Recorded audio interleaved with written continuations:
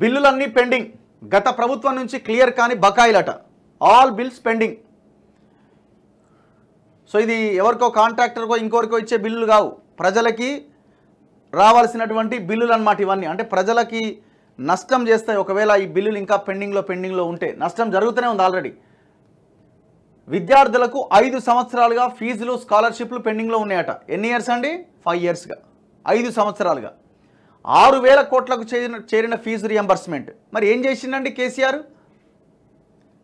ఇప్పుడు అప్పులు తెస్తివి, భూములు అమ్మితివి, ఔటర్ రింగ్ రోడ్ అమ్మితివి, 2,75,000 కోట్ల బడ్జెట్ ప్రవేశపెడితివి.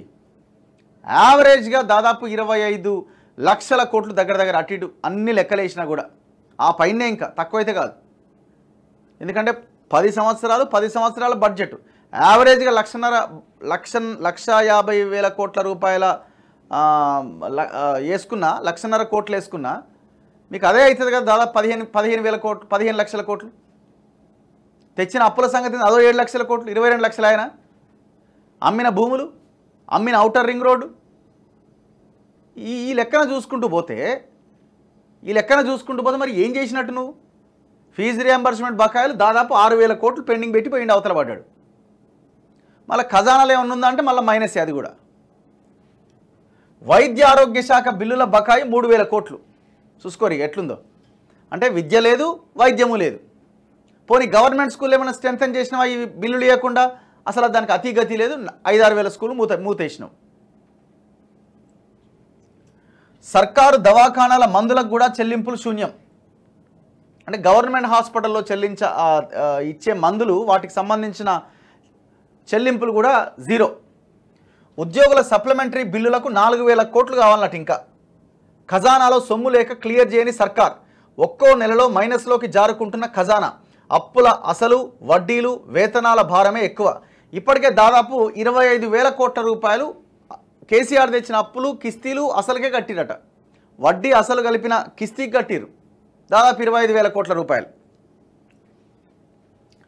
విద్యార్థులకు ఫీజు రియంబర్స్మెంట్, స్కాలర్షిప్లు అందట్లేదు. ఉద్యోగుల సప్లిమెంటరీ బిల్లులు క్లియర్ కావట్లే. ప్రభుత్వ ఆసుపత్రులకు మందులు సరఫరా చేసే కంపెనీలకు బిల్లుల చెల్లింపు జరగట్లే. ఆరోగ్యశ్రీ నెట్వర్క్ ఆసుపత్రులకు చెల్లింపు లేవు.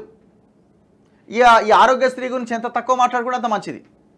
ఈ ఆరోగ్యశ్రీ మాకు వద్దుర నాయన అని చాలా హాస్పిటల్ బయటకు వచ్చినాయి. గవర్నమెంట్ ఈ బిల్లులు చెల్లించలేమని చాలా రోగాలను దాని నుంచి తీసేసింది. ఇప్పుడు వీళ్ళు వచ్చిన తర్వాత 5 లక్షలని 10 లక్షలు చేసినామని అంటున్నారు, కానీ మరి అది ఎంతవరకు ఇంప్లిమెంట్ అవుతుందో చూడాలి. గత బీఆర్ఎస్ ప్రభుత్వంలో పేరుకుపోయిన బిల్లులు ఇప్పటికీ క్లియర్ కావట్లే. ఖజానాలో సొమ్ము లేక ప్రభుత్వం వీటిని పెండింగ్లో పెడుతోంది. దీంతో ఆయా వర్గాలు తీవ్ర ఇబ్బందులకు గురవుతున్నాయి. కాలేజీ యాజమాన్యాల నుంచి విద్యార్థులకు సమస్యలు ఎదురవుతుండగా, ఆసుపత్రుల్లో మందులు లభించగా, ఆరోగ్యశ్రీ సేవలు సవ్యంగా అందక రోగులు ఇబ్బందులు పడుతున్నారు. అయితే విద్యార్థుల ఫీజు రియంబర్స్మెంట్కు సంబంధించిన బకాయిలు చెల్లించకపోవడంతో కాలేజీల నిర్వహణ కష్టంగా మారిందని యాజమాన్యాలు వాపోతున్నాయి. కాలేజీలను మూసేసుకునే పరిస్థితి దాపురిస్తోందని ఆవేదన వ్యక్తం చేస్తున్నాయి. మరోవైపు ఔషధ కంపెనీలు తమకు బకాయిలు చెల్లించకపోతే ప్రభుత్వ ఆసుపత్రులకు మందులు సరఫరా చేయలేమంటూ చేతులెత్తేస్తున్నాయి. ఇక ఆరోగ్యశ్రీ బిల్లులు 10 నెలలుగా క్లియర్ కావట్లేదని నెట్వర్క్ ఆసుపత్రుల సంఘం అంటోంది. అయితే రాష్ట్ర ఆర్థిక పరిస్థితి అంతంత మాత్రంగానే ఉండడం, నెలవారీగా సమకూరుతున్న రాబడులు నెలవారీ ఖర్చులకే సరిపోతుండడంతో ప్రభుత్వ ఖజానాలో సొమ్ము మిగలట్లే. పైగా పార్లమెంట్ ఎన్నికల కోడ్ కారణంగా బిల్లుల చెల్లింపుల్లో కొంత సమస్య ఎదురవుతోందని ప్రభుత్వ వర్గాలు అంటున్నాయి. ఏం దారుణమైన పరిస్థితి ఇది తెలంగాణకి.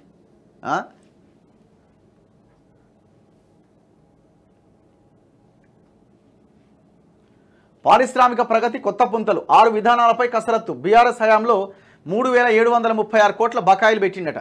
కొన్ని పరిశ్రమలకు ఇచ్చిన 684 కోట్ల చెక్కులు బౌన్స్ అయినాయట. చూసుకోరు ఎట్లుందో సారిది. చెక్కులు బౌన్స్ అవుతాయండి గవర్నమెంట్ ఇచ్చిన చెక్కులు. ఇకపై జాప్యం లేకుండా ప్రోత్సాహకాలు మంజూరు, సర్కారు సన్నాహాలట.